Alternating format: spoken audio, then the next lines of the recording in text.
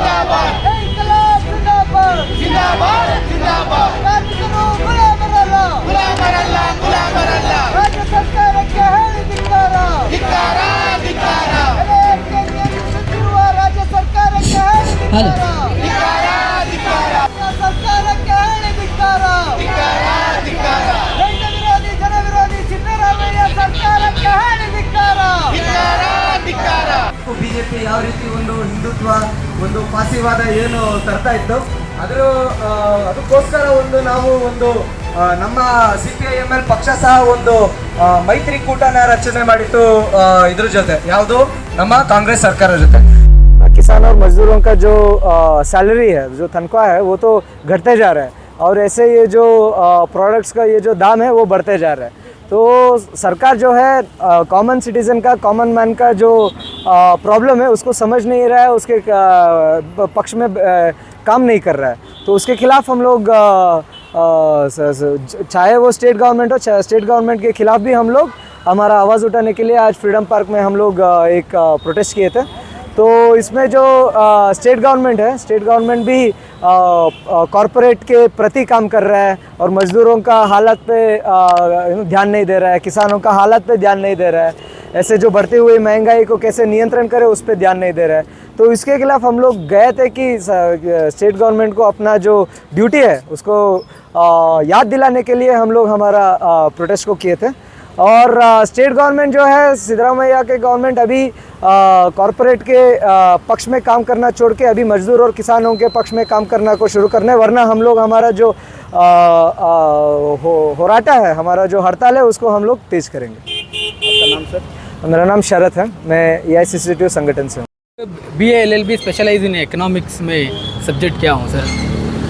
क्या है sir, nowadays not only nowadays from frequent 2014 से लेके अब तक क्या हो रहा है सर, रिच पीपल और रिच होते जा रहे हैं, गरीब लोग और गरीब होते जा रहे हैं।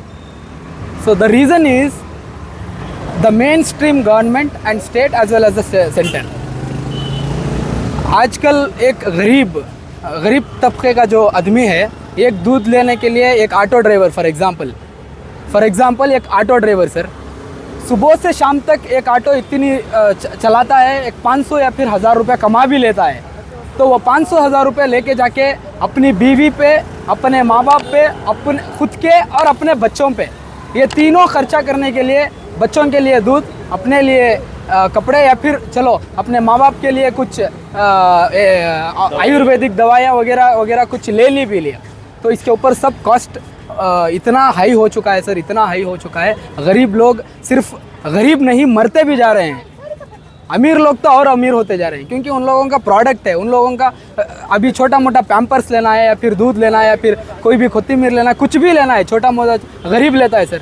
हाँ, अमीर लोग सिर्फ एक कौन सा भी एक स्कैम करके, लैंड स्कैम हो या फिर कौन सा भी एक मनी लॉन्ड्रिंग स्कैम, कुछ भी स्कैम करके एक पैसा कमा लेते हैं, बड़े बड़े होटल में जाके खा के आराम से रहते हैं। What about the poor people sir, taxi चलाने वाला, ऑटो चलाने वाला, चलो तुम रोड पे व्यापार करने वाला, इन लोगों को बहुत तकलीफ हुआ है, होते आ रहा है। इसके लिए इसका नियंत्रण करने के लिए central government as well as the state government suppose to be do some act to protect the poor people of this, and central government is against the poor and it is with the rich people.